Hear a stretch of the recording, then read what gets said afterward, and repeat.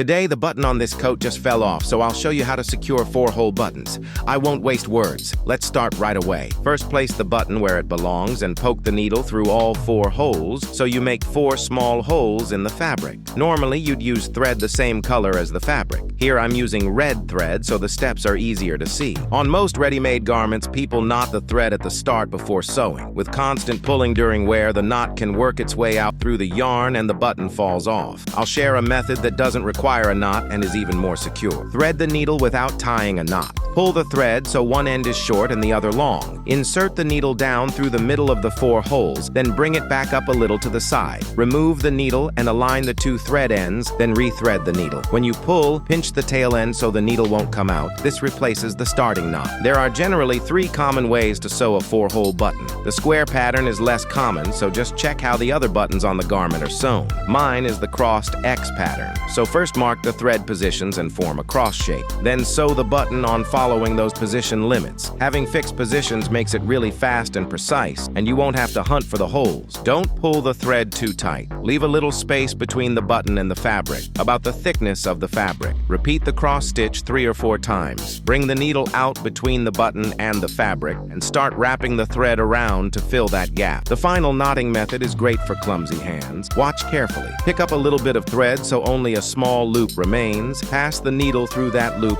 twice from the same direction and tighten. Repeat 1 more knot for extra security. That yields a neat back on the button. Finally, I'll quickly sew a parallel one for you.